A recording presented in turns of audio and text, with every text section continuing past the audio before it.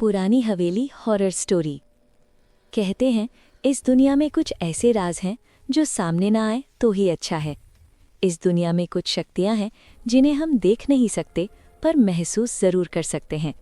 उन्हीं में एक भयानक शक्ति हर 100 साल बाद जाग उठती है। आज की कहानी उसी शक्ति के बारे में है। रिहान और नेहा दोनों ही राइटर्स थे और मुंबई शहर की भागदौड़ से थक चुके थे। दोनों ने फैसला किया कि वो मुंबई शहर से दूर एक घर ढूंढेंगे और वहीं रहेंगे। महाराष्ट्र में एक छोटे से गांव में उन्हें एक हवेली मिली और वो दोनों उसमें शिफ्ट हो गए। हवेली पुरानी थी लेकिन बेहद खूबसूरत। हवेली के मालिक की मौत हो गई थी और तब से वो खाली पड़ी थी, इसलिए वो उन्हें सस्ते में मिल गई।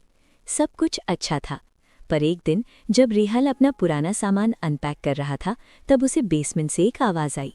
उसने बेसमेंट का दरवाज़ा खोला तो उसमें एक पुरानी रॉकिंग चेयर पड़ी थी जो बार बार एक बड़े से संदूक पर अपने आप गिरे जा रही थी। वो संदूक बहुत पुराना था और उस पर जंग लगा ताला भी था। रिहान को ऐसा लग रहा था जैसे उस संदूक के अंदर से कुछ हिल रहा है।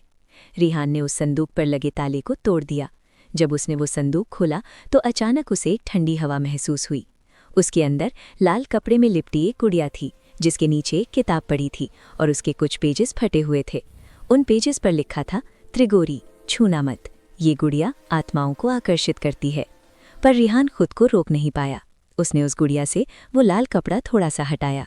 गुड़िया की आंखें सफ़ेद थीं और शरीर काला। उस गुड़िया में कुछ अजीब सी बात थी, इतनी कि रिहान उस गुड़िया समेत उस संदूक को ऊपर अपने स्टडी रूम में ले गया। लेकिन इस घटना के तुरंत बाद रिहान की जिंदगी पूरी तरह से बदल गई। रिहान को पूरी रात अजीब सी आवाज़ें आती रहीं, जैसे कोई दर्द में चीख रहा है, उसे बुला रहा है। लेकिन जब वो आंख खोलता तो कमरे में उसके और उसकी वाइफ नेहा के अलावा कोई नहीं होता। एक बार रिहान अपनी स्टडी में बैठा कुछ लिख रहा था कि अचानक ही कमरे की सारी लाइट्स फ्लिकर करने लगी और कुछ ही सेकंड्स में कमरे की सारी लाइट्स और बल्ब एकदम से भट गए। तभी उसे घर के बाहर किसी के जोर से चिल्लाने की आवाज़ आई। उसने बाहर जाकर देखा तो वहाँ एक काली बिल्ली बेरहमी से मरी पड़ी थी। उस दिन के बाद से रिहान को हर वक्त ऐसा महसूस होने लगा था कि उनके घर में कोई और भी है। वो बेसमेंट की रॉकिंग चेयर सारा टाइम अपने आप ही हिलती रहती। हर समय रिहान को चीखें सुनाई देती। उसे रात के अंधेरे में घर के अंदर मरे हुए लोगों के चेहरे भी दिखने लगे थे। वो चेहरे बेहद डरावने होते थे, लेकिन पल भर में उसकी आंखों के सामने से गायब हो जाते थे।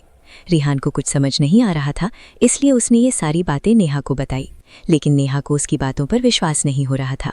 रिहान ने फैसला किया कि वो संदूक से मिली उस किताब को पढ़कर त्रिगोरी से जुड़ा राज जानने की कोशिश करेगा।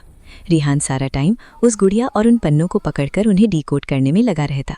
रिहान इतना पागल हो चुका था कि वो खुद घर के आसपास के लोगों से त्रिगोरी के बारे में पूछने लगा और तब उसे किसी ने एक पंडित के पास भेजा।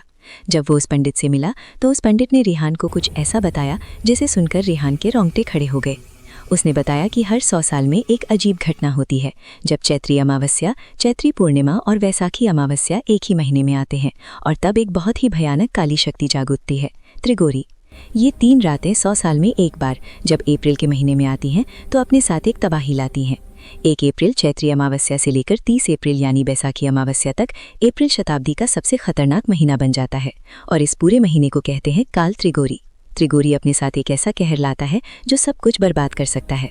उस पंडित ने रिहान को बताया कि जिस गांव में रिहान अभी रह रहा है वहां 100 साल पहले एक काला जादू करने वाली औरत ने उसी लाल कपड़े में लिपटी गुड़िया का इस्तेमाल करके काल त्रिगोरी को अपनी नींद से जगाने की कोशिश की थी और तब एक ही रात में पूरा का पूरा 500 लोगों का गाँव मारा गया था और आसपास के सारे गाँव में ऐसी बीमारियां फैलने लगी जिसने कई लोगों की जिंदगी बर्बाद कर दी। ये सब सुनकर रिहान ने उसी पंडित से मदद मांगी। उस पंडित ने रिहान को 2 काली बिल्लियां दी और कहा कि वो अगले 2 दिन में उसके घर आएगा और त्रिगोरी को शांत करेगा। रिहान पूरा दिन घर में उस पंडित के बताए शुद्धिकरण के नुस्खे आजमाता रहता और उन काली बिल्लियों को 24 घंटे अपने पास रखता। रिहान नेहा से कहता कि ये काली बिल्लियां उनको घर की प्रेतात्मा से बचाएंगी। नेहा से अब रिहान का पागलपन बर्दाश्त नहीं हो रहा था। 2 दिन बाद वो पंडित उनकी हवेली में आया। पूजा का सामान देखकर ही रिहान और नेहा की रूह कांपने लगी, क्योंकि उसमें इंसानी खोपड़ी, मरे हुए जानवर और ऐसी ही बेहद अजीब अजीब चीजें थी। लेकिन उस पंडित ने रिहान को हिम्मत रखने को कहा। उसने हाथ में एक लाल कपड़ा लिया और उस लाल कपड़े से उस गुड़िया को निकालकर पूजा स्थान के बीचों बीच रख दिया। पंडित ने देरी ना करते हुए पूजा शुरू की और मंत्र आवाहन से काल त्रिगोरी को शांत करने की कोशिश करने लगा। पूजा शुरू करते ही रिहान को बहुत तेज दर्द में किसी की चीखें सुनाई देने लगी।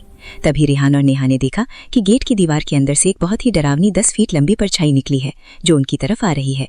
जैसे जैसे वो परछाई उनकी तरफ आ रही थी वैसे वैसे घर की सारी लाइट्स अपने आप फूटती जा रही थी।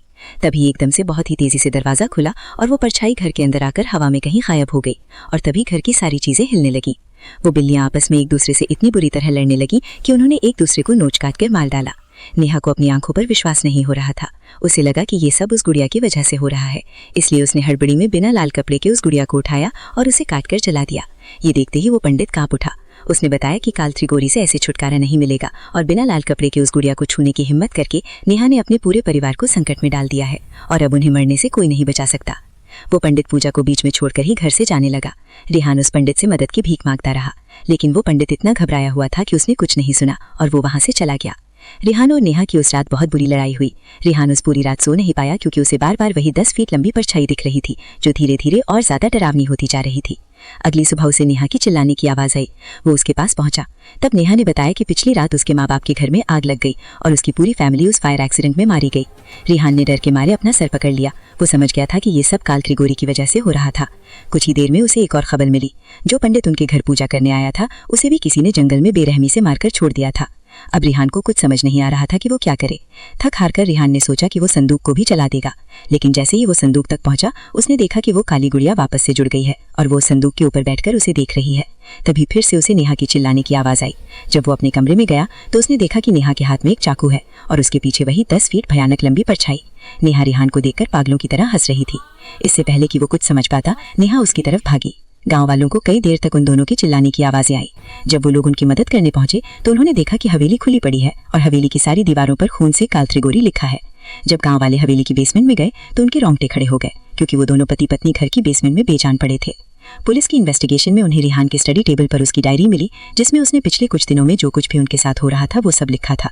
लेकिन जब पुलिस ने पूरा घर छाना तो उन्हें वहां ना ही कोई संदूक मिला और ना ही कोई गुड़िया, बस दीवारों पर बड़े बड़े खून से लिखे हुए 2 शब्द, काल त्रिगोरी।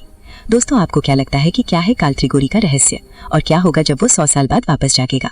अगर आपको इस इंडियन फोकलोर लेजेंड और राज के बारे में जानना है तो देखिए नई हॉरर फिल्म काल त्रिगोरी जो थिएटर्स में ऑलरेडी रिलीज हो चुकी है। तो